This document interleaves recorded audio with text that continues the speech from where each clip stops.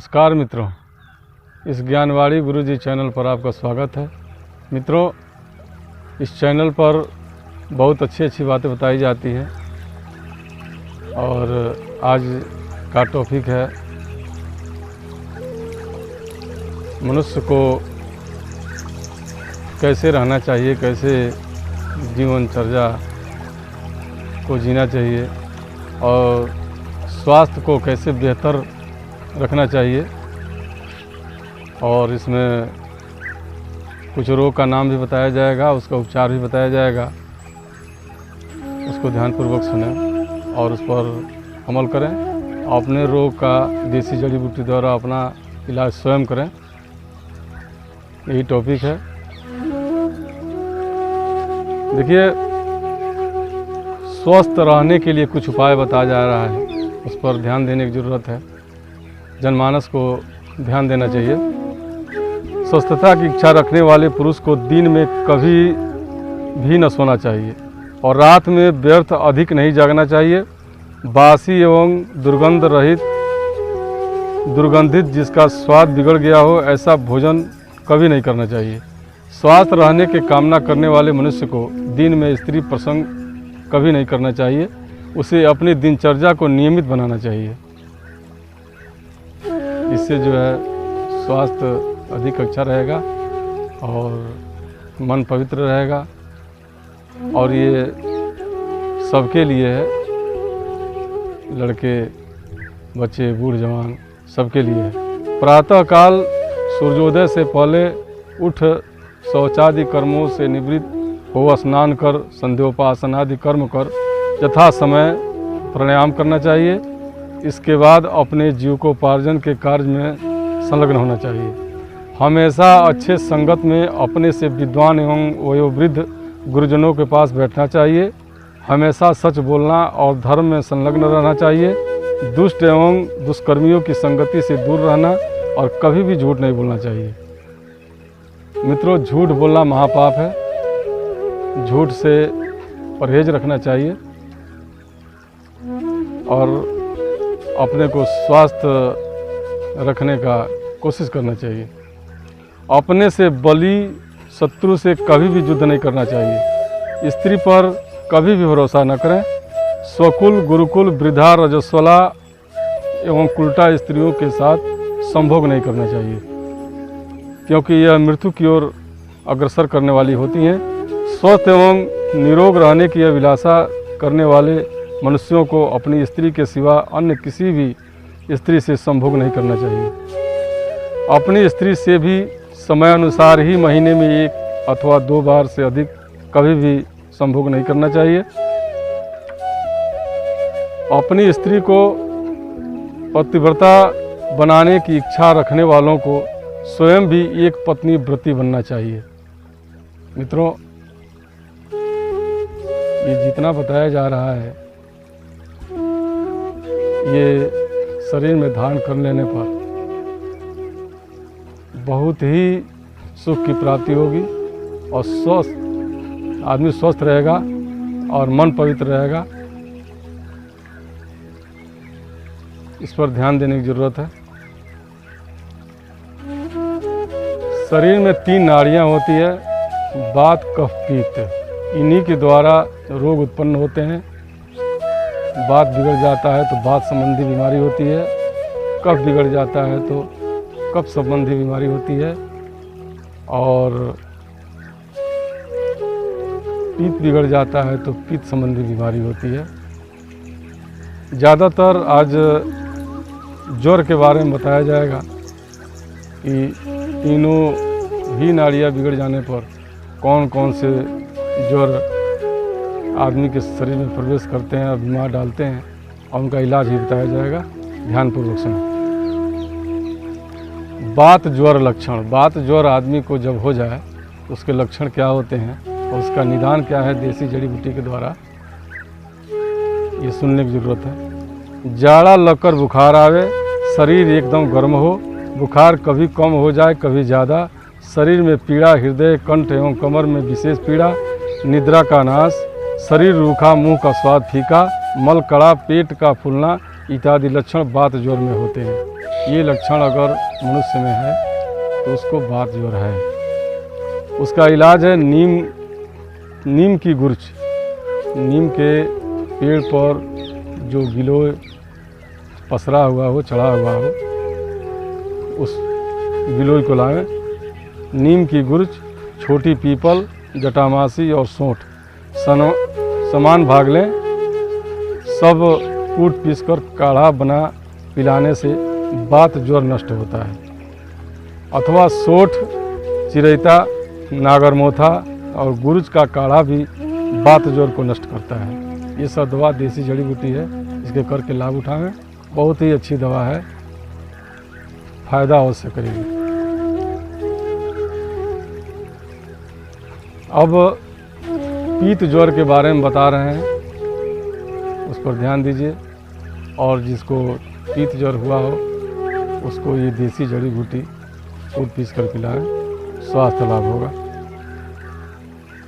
पीत ज्वर लक्षण: हृदय, कंठ, होठ और मुंह में दाह हो, प्यास अधिक हो, चक्कर आवे, अंड बंड बके, माथा गर्म हो, दस्त पतला हो, कै हो, निद्रानाश एवं मुख का सूखना और बकना, मल एवं मूत्र का पीला एवं पतला होना इत्यादि लक्षण पित्त ज्वर में होते हैं। पित्त ज्वर की चिकित्सा: चिरायता, धमासा, वासा, कुटकी, पित्त पापड़ा एवं मालकंगनी का क्वाथ दाह सहित पित्त ज्वर को नष्ट करता है। अथवा गुर्च, नागरमोथा, मुलाठी, धनिया इत्यादि का काढ़ा भीषण प्यास सहित और दाह सहित पित्त ज्वर को नष्ट करता है।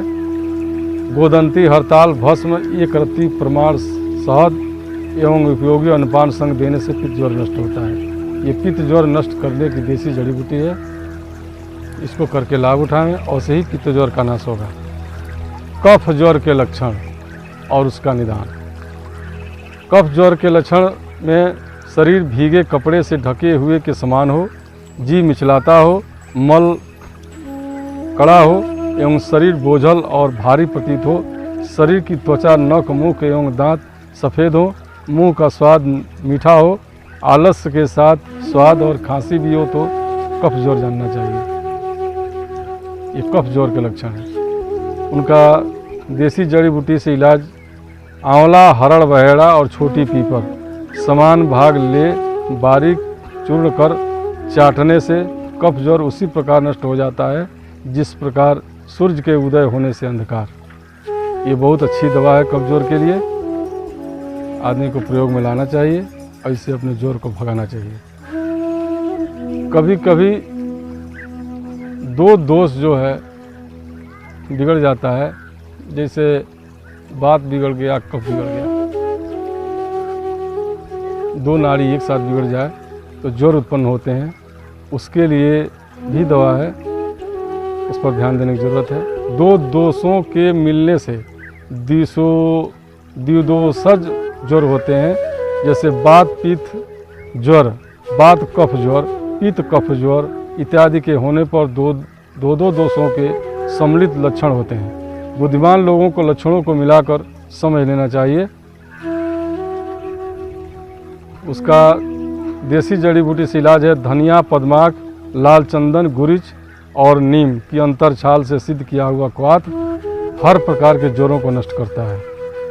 भटकटैया, गुर्च, पोकर मूल, पीपरा मूल, सोंठ और चिरैता समान भाग लेकर काढ़ा सिद्ध कर पिलाने से हर प्रकार के ज्वर नष्ट होते हैं। तीसरा दवा है नीम की अंतर छाल, गुर्च, सतावरी, धमासा, पोकर मूल, पीपरा मूल, कटैली और चिरैता समान भाग ले काढ़ा कर पिलाने से कफ ज्वर नष्ट होता है।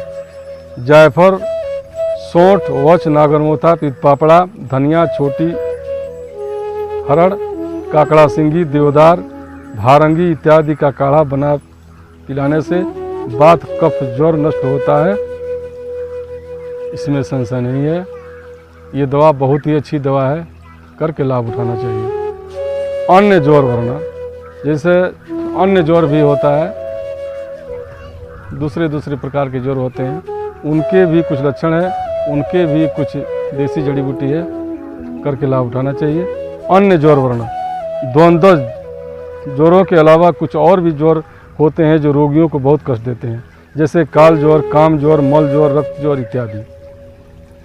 काम ज्वर लक्षण: सर्दी मालूम हो, शरीर में कंप हो, मस्तक पीड़ा एवं चित्त विभ्रम हो, कंठ और होठ सूखे, मुंह का स्वाद कसैला हो, यह सब लक्षण काम ज्वर के होते हैं। इस ज्वर की चिकित्सा कठिन भी है और साधारण भी। यदि वैद्य रोगी के मर्म को जानकर उसके अभीष्ट की प्राप्ति उसे करा दे तो रोग तुरंत नष्ट हो जाता है, नहीं तो फिर वो बहुत झंझट उठाना पड़ता है। ज्वरों के प्रकरण में जितनी भी चिकित्साएं हैं प्रायः या सभी इस ज्वर में बरती जाती हैं। मल ज्वर में दाह एवं बेचैनी होती है, कंठ, होठ और मुख सूखता है, पेट में अफरा एवं सूल होता है, हड़फूटन, बमन और हिचकी तथा डकार भी आती है। इसकी चिकित्सा है, इस ज्वर का मुख्य इलाज पेट को साफ कर देना है। बस पेट का मल साफ हुआ और ज्वर नष्ट हुआ।